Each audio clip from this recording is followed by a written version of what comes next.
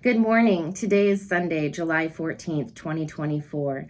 Thank you all for joining us this morning for quality improvement through effective teamwork. For those of you that don't know, my name is Angel Aarnes. Within healthcare, each staff member plays an essential role in patient care delivery. Each person influences the team's performance, contributing their attitude, personality, expertise, motivation, and even work ethic standards. It is essential to understand each team member's skills, knowledge, personality, and experience will affect the team's success. This knowledge highlights the importance of collaborating with all team members to improve the efficiency of positive and professional communication.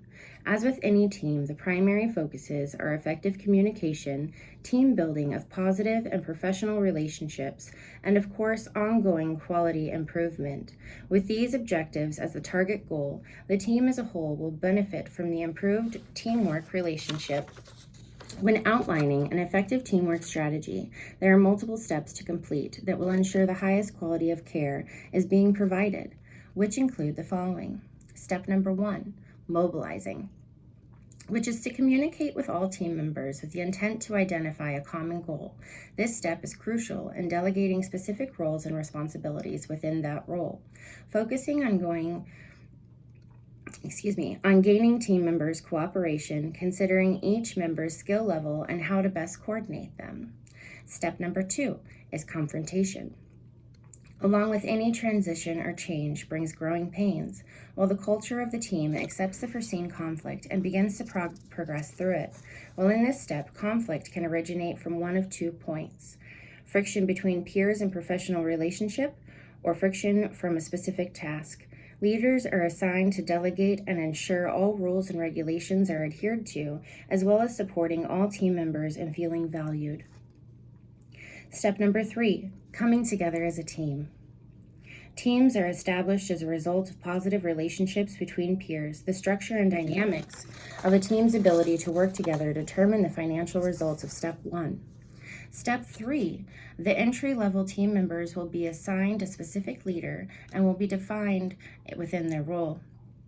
Each team member will be providing training and education on the duties within each role.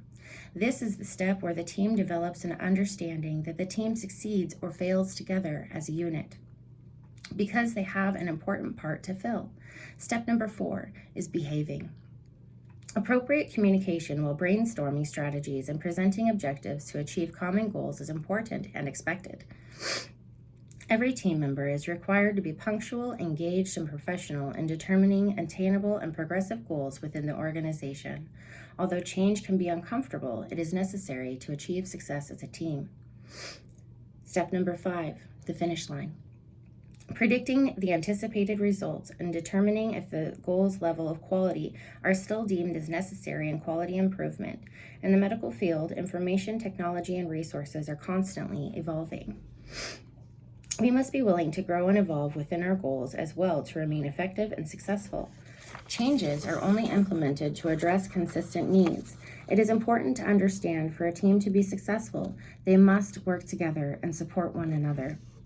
Conflict, questions, and concerns will arise, and often it is unavoidable and should be expected.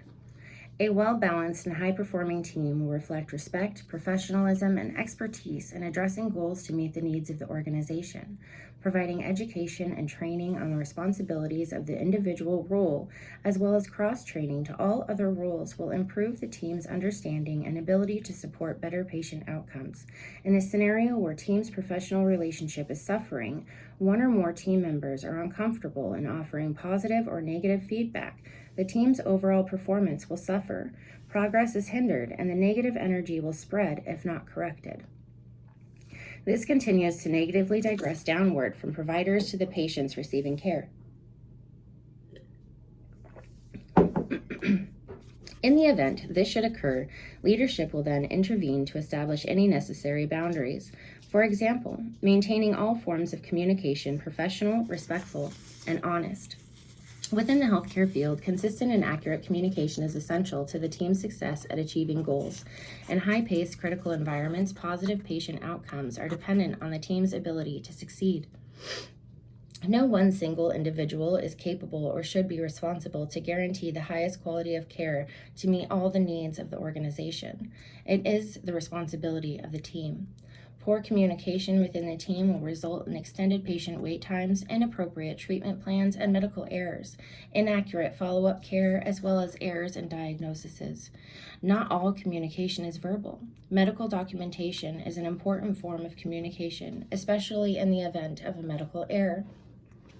Additional documentation needs to be presented to the team for identification of origination and corrective action planning to commence and prevent repeating the same error again. The team's lead is responsible for essential duties such as delivering the highest quality level of care to result in improved patient outcomes. Every leader has their own leader, known as the hierarchy. This establishes a direct point of contact to improve understanding of common goals, procedures, and objectives and quality improvement. The lead must be available and welcoming of an open dialogue between their peers as well as their leads regarding questions, concerns, or comments, and equipped to provide feedback, even if this means consulting with their leads. Asking questions is how we learn, no matter what our role or position within the organization. While implementing alterations, the leads are responsible for authorizing changes and maintaining efficiency in the healthcare services provided. The culture and dynamic of the team will determine the level of success that can be achieved. The leadership style of the organization influences the team's performance. When the organization mission statement is openly practiced, communicating with respect and encouraging spirit, then it is reflected in high-performing teams practicing quality teamwork. However, the leads are also responsible for correcting any negative energy affecting their team. Being designated to be a lead can also be challenging, but also very rewarding. Working together and collaborating to achieve change through support and understanding transitions takes time, but is possible. Support from all leads is important when encouraging strong, positive support of all team members. Providing incentives motivates team support with emphasis to the delegated changes.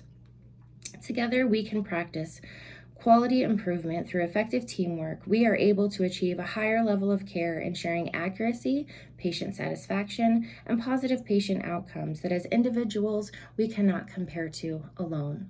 Thank you so much for coming and joining me today, spending your time with us today. I hope you learned something. If you have any questions, comments, or concerns, please feel free to leave them down below, and I would be happy to get back to you. I hope you all have a wonderful weekend, and thank you again for coming. Bye-bye.